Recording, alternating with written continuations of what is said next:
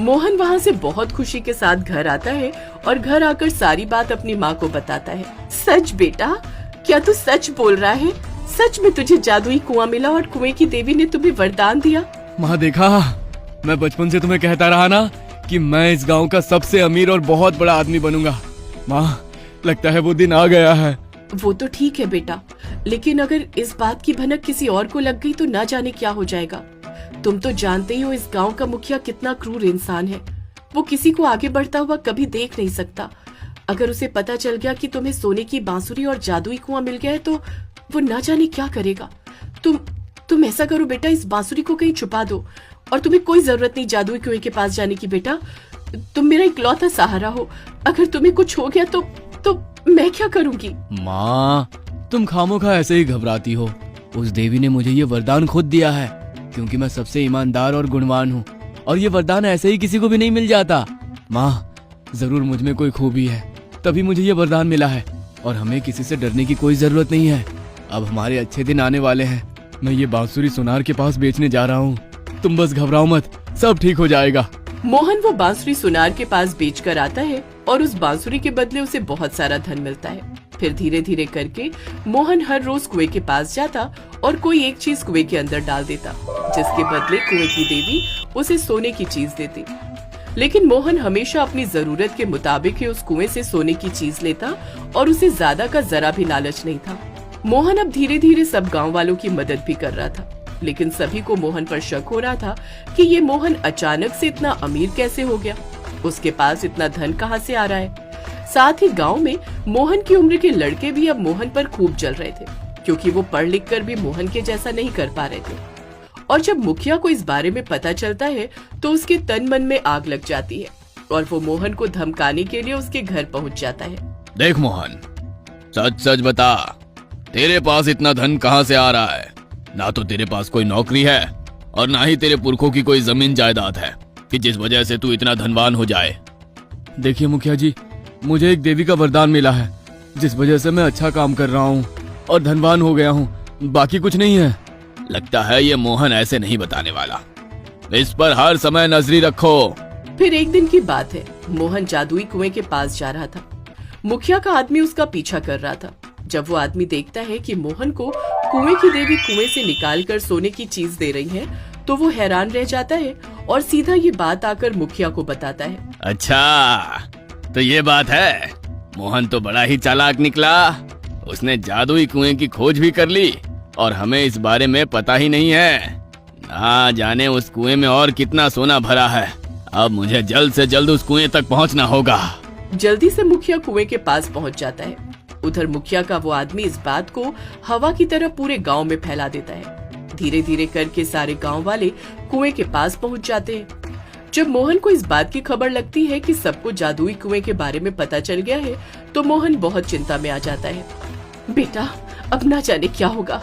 सब गांव वालों को और मुखिया को उस जादुई कुएं के बारे में पता चल गया। माँ, वो सब तो ठीक है, लेकिन ये वरदान केवल मुझे ही मिला है, बाकी किसी को नहीं। मैं ये सोच रहा हूँ कि किसी के साथ गलत ना हो जाए। मुझे उस कुएं तक जल्द से जल्द पहुंचना होगा। सारे गांव वाले कुएं के पास पहुंचकर आपस में लड़ उठते हैं। सभी सोने के लालच में कुएं के अंदर जाने के लिए लड़ रहे थे। रुको तुम सब लोग, तुम में से कोई भी कुएं के अंदर नहीं जाएगा। इस गांव का मुखिया मैं हूँ, तो मैं ही इस कुएं का मालिक हूँ। सब दूर हो जाओ, ये कुआं मेरा है और इस कुएं के अंदर सोना लेने पहले मैं ही जाऊंगा। रुक जाइए मुखिया जी, आप कुएं के अंदर नहीं जा सकते। अच्छा चालाक मोहन, तू तो कहता था कि तुझे देवी का वरदान मिला है। तू अपनी कमाई से धन कमा रहा है। तूने सबसे छुपाया कि तुझे जादुई कुआं मिला है। देखिए मुखिया जी, आप सोने के लालच में कुएं के अंदर मत जाइए। वहाँ आपको सोना नहीं मिलेगा, बल्कि उसका उल्टा हो जाएगा। तुम मुझे कुएं में जाने से नहीं रोक सकते। मैं कुएं के अंदर जाऊंगा और वहाँ से ढेर सारा सोना लेकर आऊंगा और फिर मैं दुनिया का सबसे अमीर आदमी बन जाऊंगा। रुक जाइए मुखिया जी, रुक जाइए। मोहन के लाख बार रोकने पर भी मुखिया नहीं रुकता और सोने के लालच में कुएं में कूद जाता है। मुखिया को सोना तो नहीं मिला, बल्कि खुद मुखिया इंसान से पत्थर बन जाता है। ये सब देखकर सारे गांव वाले डर जाते हैं और घबराकर पीछे हट जाते हैं। किसी और को भी जाना है कुएं के अंदर सोना लेने? इसी बात का मुझे डर था।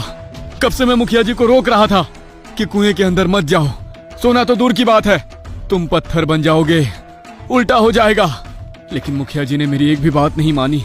यह वरदान केवल मुझे ही कुएं की देवी ने दिया था, बाकी किसी को भी नहीं। मोहन बेटा, मेरे पति पत्थर बन गए, तुम कुछ करो, मेरे पति को वापस ला कर दो, मैं उनके बिना नहीं जी सकती। काकी, मैं अब कुछ नहीं कर सकता, सब कुछ कुएं के देवी के हाथ में ही है। अगर वो मुखिया जी को ठीक कर दे तो मुखिया जी ठीक हो सकते हैं, वरना उन्हें दुनिया की कोई भी ताकत नहीं ठीक कर सकती। तभी कुएं की देवी प्रकट होती है। मोहन देवी को प्रणाम करता है और उनके आगे विनती करता है कि वो मुखिया की ये पहली और आखिरी गलती समझकर उसे माफ कर दे और मुखिया को वापस से पत्थर से इंसान बना दे। ठीक है मोहन, मैं मुखिया को वापस से पत्थर से इंसान बना देती हूँ, लेकिन ये पहली और आखिरी गलती होगी। इसके बाद अगर कोई गलती दोहराएगा तो वो पत्थर से कभी भी इंसान नहीं बन पाएगा। मोहन, ये वरदान सिर्फ तुम्हारे लिए ही है, बाकी किसी के लिए नहीं। कुएं की देवी मुखिया को वापस से पत्थर से इंसान बना देती है। मोहन, मोहन, तुम्हारा बहुत बहुत शुक्रिया, तुमने मुझे ठीक कर दिया। अब मैं कभी भी लालच नहीं करूंगा, कभी नहीं। इस तरह से अब सारे गांव वाले मोहन की बात को समझकर उसका साथ देने लगे। मोहन हर रोज अपनी और गांव वालों की जरूरत के मुताबिक कोई एक चीज कुएं में डालकर वहां से बदले में सोने की चीज लेता और अपनी और गांव वालों की जरूरत को पूरी करता। मोहन बहुत ही समझदार और सुलझा हुआ लड़का था, वो सबकी सहायता करता था। इस तरह से धीरे धीरे मोहन गांव का सबसे अमीर आदमी बन जाता है। बेटा, तू हमेशा कहा करता था कि एक दिन मैं बहुत बड़ा और अमीर आदमी बनूंगा, तेरी बात आज सच हुई। मुझे बहुत गर्व है बेटा तेरे ऊपर। माँ, अभी तो मुझे बहुत नाम रोशन करना है और गरीब लोगों की मदद करनी है, ताकि कोई रोटी के लिए ना तरसे और ना ही कोई भूख से मरे। जीता रहे मेरे